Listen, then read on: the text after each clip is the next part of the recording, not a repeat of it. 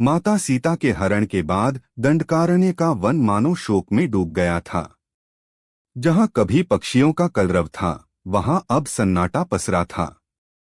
श्रीराम का हृदय विरह की ज्वाला में जल रहा था। वे सीता के बिना एक क्षण भी स्थिर नहीं रह पा रहे थे।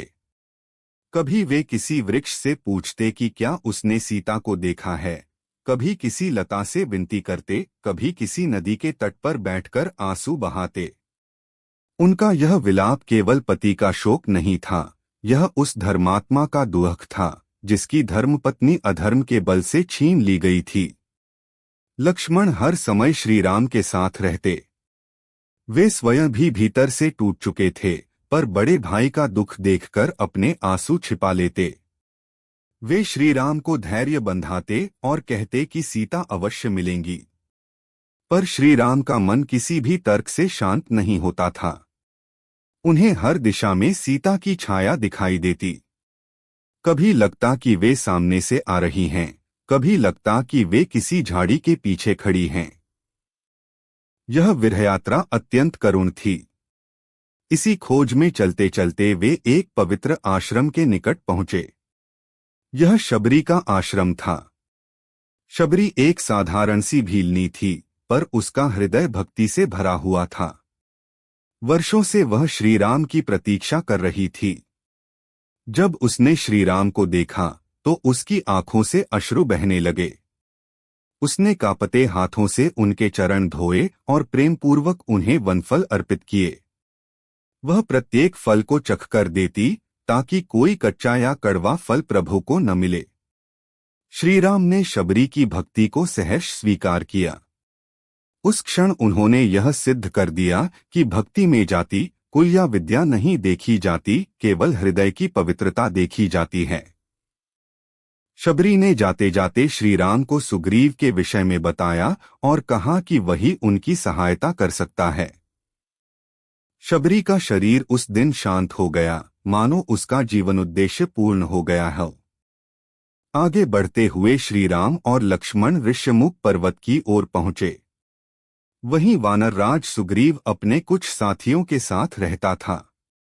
सुग्रीव अपने भाई बाली के भय से वहां छिपकर जीवन बिता रहा था। जब उसने दूर से दो तेजस्वी पुरुषों को आते देखा तो वह भयभीत हो गया। उसने हनुमान को ब्राह्मण का रूप धारण कर उनकी परीक्षा लेने भेजा।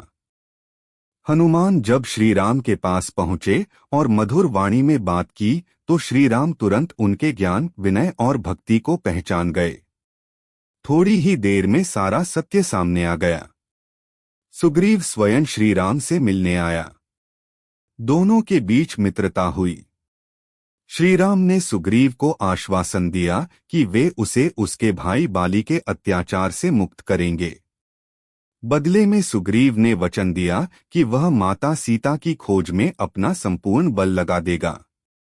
सुग्रीव ने बताया कि उसने आकाश में एक स्त्री को जाते देखा था जो अपने आभूषण गिराती जा रही थी। उसने वे आभूषण सुरक्षित रख लिए थे। जब वे आभूषण श्रीराम को दिखाए गए तो श्रीराम उन्हें पहचान गए। वे माता सीता के ही थे। उन आभूषणों को देखकर श्रीराम की आंखों से आंसू बहने लगे, पर उसी क्षण उनके मन में आशा भी जगी। उन्हें लगा कि अब सीता की खोज का मार्ग खुल रहा है। यही अरण्यकांड अपने अंतिम चरण में प्रवेश करता है। वनवास की कथा अब केवल वनजीवन की नहीं रही थी। यह कथा अब एक महान संघर्ष की भूमिका बन चुकी थी। श्रीराम का शोक अब संकल्प में बदल रहा था। वे जानते थे कि अधर्म ने जो किया है उसका उत्तर धर्म को देना होगा। रावण का अंत अब निश्चित था, भले ही मार्ग कठिन क्यों न हो। इस प्रकार अरण्यकांड समाप्त होता है। यह कांड हमें सिखाता है कि जीवन में वनवास केवल बाहरी नहीं होता, कभी कभी मनुष्य को भीतर से भी कठिन वन से गुजरना पड़ता है। श्रीराम ने उस वन में भी धर्म, करुणा, मर्यादा और भक्ति का दीप जलाए रखा। यही अरण्यकांड की सबसे बड़ी शिक्षा है। अरण्यकांड समाप्त।